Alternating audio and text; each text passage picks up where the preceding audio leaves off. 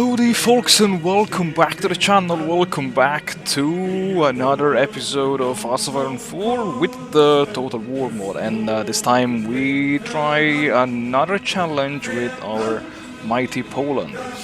And this time I decided to approach the path of the Miedmorze, or in Polish the between the seas concept. And honestly, I didn't like it already by going through this branch of the focus tree, because it took me so many attempts to figure out exactly what to do, what not to do, and what to change. Basically, okay, besides improving relations, I noticed that deploying the army along the border of the target nation really helped. Really helped a lot in increasing the chance of these nations joining your faction. For the Baltic states, it was fine. It took me a couple of attempts to get Estonia in the alliance, but then for Romania, for whatever reason, I only managed to get Romania in the alliance in 1938. Early 1938. In mid 1937, Romania would always refuse, and I don't know why. And Yugoslavia always joined. Finland took me a couple of attempts to get it, and then Hungary. Hungary was a pain in the lower butt. I tried everything, really. I think I have run out of options now, and despite Hungary joining your faction, it will leave it within the next 2 to 3 days, and then it would always refuse to join your factions.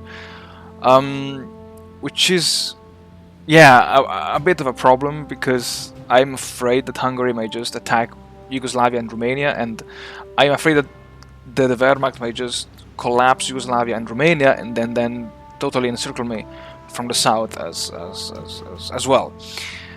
And yeah, of course, I'm afraid that the Baltic states will just collapse in no time. If or should the Soviet Union ever declare war against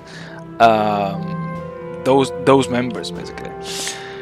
And yeah, for this, also one more thing. The reason why I didn't like it is because all these foci are extremely long, and it's really a waste of time. I didn't do anything else here. I'm lagging behind the Polish army reforms. You see, I just started one right now. I still have the cavalry bonus and the infantry maluses, and it's, yeah, honestly, nah. I think this is so. I don't know how it will go, but this doesn't look like a very promising branch of the focus tree. And because, let's say, it's still between the neutral / democratic Poland, I decided to try two challenges with this one. The toughest one consists of not giving Danzig up. So I will fight the Germans from 1939 and see what happens. And the other one consists of giving up Danzig and try to focus first against the Soviet Union and then help the Allies fighting Germany. So yeah, in this challenge I will try to hold Danzig. I decided to deploy my armies along the entire border. I know maybe this is wrong, maybe I have no idea. I have no idea how this will work out. Hopefully by having maybe a longer front line, I may be able to just break through more easily. Or yeah, I don't know. So yeah, let's see what comes out, and well, as always, enough talking, and let's dive straight into the episode. Alright, so the opening phases of this, let's say, Poland lead the alliance, while it's turning into a fortress challenge, were not too different from my previous attempt with a socialist Poland. Because on one hand, yes, okay, I could count on a much larger army, given the fact that I had also Romania and Yugoslavia and Finland and the Baltics, and also because Germany by having recruited Hungary in the Axis, surprisingly already in the summer of 1939, and having called Hungary in the war against me. This kind of again forced the AI to deploy so many troops along the border with inside Hungary and along the border with Slovakia, Romania, and Yugoslavia. And in one way, I must say that this made my conquest of Eastern Prussia much easier, because really Eastern Prussia was guarded by a veil of troops.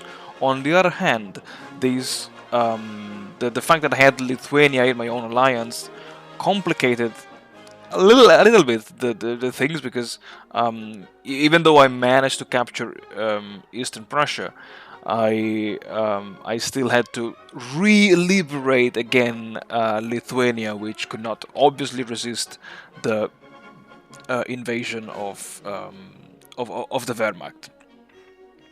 And also I had the same problem in defending that very goddamn province, which can be attacked from 4 different directions.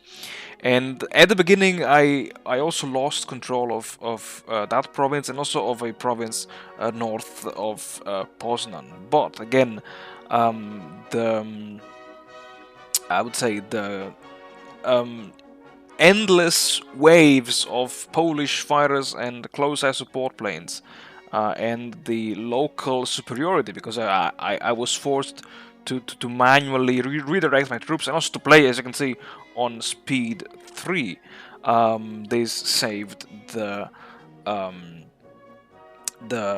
situation, let's say. And overall, after the collapse of Eastern Prussia, I mean, nothing else, nothing too exciting occurred on the Western Front. And because of this, I said, okay, then it's time to take the initiative. And again, by exploiting a gap in the Axis lines, I could first of all trap a bunch of German divisions along the Baltic coast, and then everything like precipitated for the Axis. I could just enter into Germany and surprisingly put a quick and easy end to the war on the Western Front, even though I knew that the fun was just beginning, and that was because Bulgaria all of a sudden joined the Axis. But what will happen with Bulgaria? Well, we will see it in the next episode. As always, folks, thank you very much for watching, thank you very much for supporting the channel. I wish you all the best, stay tuned and stay healthy, and I will see you all in the next episode.